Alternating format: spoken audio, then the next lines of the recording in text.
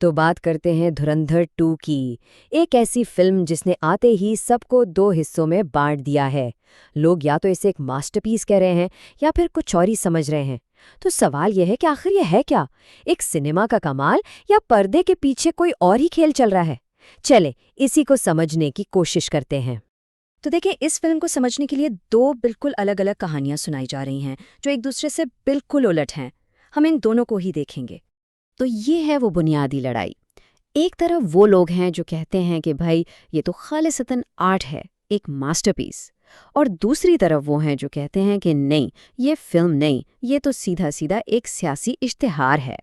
चलें पहले उस नज़रिए को देखते हैं जो इस फिल्म को एक ज़हीन तख्लीक मानता है। और इसकी शुरुआत होती है कुछ ऐसी तफसीलात से जिनके बारे में कहा जा रहा है कि उन्हें सालों पहले सोच लिया गया था। तो सबसे पहली हैरान कुन बात जो एक तज्जिए में बताई गई वो ये है कि किरदार की वफादारी का इशारा 7 साल पुरानी फिल्म में ही दे दिया गया था।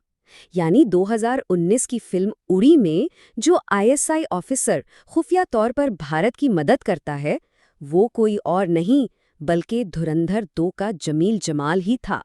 सोचें, इसे एक बहुत बड़ी सिनेमैटिक प्लानिंग कहा जा रहा है। अच्छा, अब आते हैं फिल्म के शुरू वाले गाने पर।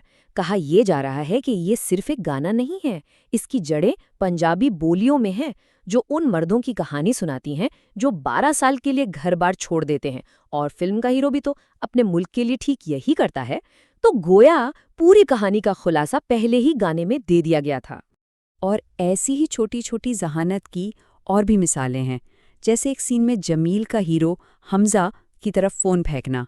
ये बज़ाहिर एक मामूली सी बात है, लेकिन इसी एक लम्हे में किरदारों को गहराई भी मिलती है और कहानी भी आगे बढ़ती है। और फिर आती है नमकीन चाय की कहानी। ये वाकई कमाल है।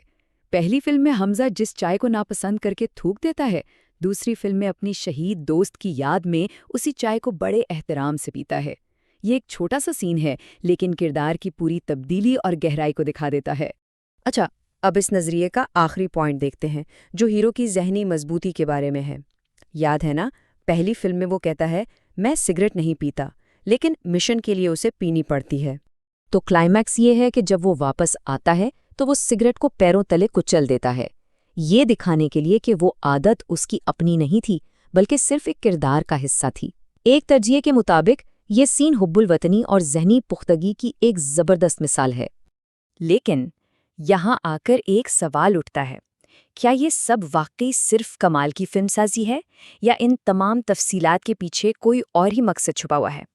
चलें, अब सिक्के का दूसरा रुख देखते हैं। तो अब इसी फिल्म को एक बिल्कुल मुख्तलिफ ऐनक से देखते हैं। इस नज़रिए के मुताबिक ये फिल्म तफरीह नहीं बल्कि एक सियासी हथियार है। दूसरा नज़रिया बिल्कुल साफ और सीधा है।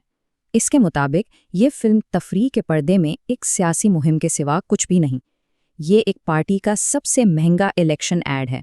इस बात को समझने के लिए एक नफ्सियाती टेक्निक को जानना ज़रूरी है, जिसे कहते हैं इमोशनल प्राइमिंग। इसका मतलब है कि आपको पहले जज्बाती तौर पर एक ख़ास मूड में लाया जाता है, ताकि आप आगे आने वाले पैगाम को ज़्यादा आसानी से कबूल कर लें। और नाकदीन का कहना है कि फ़िल्म के शुरू में पाकिस्तान में हुजूम के तशद्दुद का मंजर बिल्कुल यही काम करता है। दलील ये है कि इस सीन का कहानी से कोई बराए रास्त ताल्लुक नहीं। इसका वाहिद मकसद देखने वालों के जहन में एक ख़ास किस्म का जज्बा पैदा करना है, ताकि वो फिल्म के बाकी पैगाम के लिए तैयार हो जाएं। और अब ज़रा इस डायलॉग को देखें। जब फिल्म का विलन खुद वज़ीर आज़म की तारीफ करता है, तो ये एक बहुत ही होशियार तकनीक है। इससे देखने वाले के जहन में ये बात बैठ जाती है कि अगर दुश्मन भी लीडर की ताकत मान रहा है, तो वो वाकई बहुत ताकतवर होगा। अब आते हैं उन बातों पर जहां फिल्म, जो खुद को हकीकी वाक़यात से मुतासिर कहती है, असल दुनिया के आदाद-ओ-शुमार और हक़ाइक़ से टकराती नजर आती है। यहाँ एक बहुत बड़ा फ़र्क नजर आता है। फिल्म कहती है कि नोटबंदी से 60,000 करोड़ की जाली करेंसी रोकी गई, जबकि रिजर्व बैंक ऑफ इंडिया का सरकारी डेटा बताता है कि इस साल सिर्फ 43 करोड़ की जाली करेंसी पकड़ी गई। अब 60,000 करोड़ कहाँ और 43 करोड़ कहाँ, ये फ़र्क बहुत ज़्यादा है। इसी तरह फिल्म में गैर मुल्की मदाखलत के जो दावे हैं वो भी हक़ाइक़ से मेल नहीं खाते। फिल्म कहती है अमेरिका मोदी के खिलाफ था, जबकि सदर ओबामा ने तो जीत के दिन ही फ़ोन करके मुबारकबाद दी थी। फिल्म ISI पर फंडिंग का इल्ज़ाम लगाती है, जबकि कुछ रिपोर्ट्स के मुताबिक अमेरिकी इदारों ने संघ परिवार से जुड़ी तंजीमों को फंड्स दिए। तनकीदी जायजे ये भी कहते हैं कि फिल्म बड़ी चालाकी से कुछ अहम वाक़यात को गोल कर जाती है, जैसे वज़ीर आज़म मोदी का पाकिस्तान का दौरा और उसके फ़ौरन बाद पठानकोट हमला या पुलवामा हमले से पहले मिलने वाली इंटेलिजेंस वार्निंग्स। इन चीज़ों का ना दिखाना कहानी को एक ख़ास रंग देता है। तो एक ही फिल्म की ये दो बिल्कुल अलग-अलग कहानियाँ हैं। इनसे आखिर नतीजा क्या निकलता है? एक तज्ज़िये में गैस लाइटिंग की इस्तिलाह इस्तेमाल की गई है। ये एक ऐसी नफ्सियाती चाल है जिसमें किसी को उसकी अपनी याददाश्त और तजर्बे पर ही शक करने पर मजबूर कर दिया जाता है। और नाक़दीन का यही दावा है कि ये फिल्म आवाम के साथ यही कर रही है। ये उन लाखों लोगों से कह रही है जिन्होंने नोटबंदी की तकलीफ झेली या सिक्योरिटी की नाकामियों के बारे में सुना कि आपका तजुर्बा गलत था, असल सच्चाई वो है जो हम आपको दिखा रहे हैं। तो आखिर में बात यहीं आके ख़त्म होती है। क्या ये फिल्म सिनेमा की मेराज है जो अपने फ़न से जज्बात जगाती है, या ये इश्तिहारबाजी का कमाल है जो अपने फ़न को एक सियासी प्रोडक्ट बेचने के लिए इस्तेमाल करती है? और ये हमें एक बहुत बड़े सवाल पर छोड़ जाता है कि आखिर सिनेमा का असल मकसद क्या है?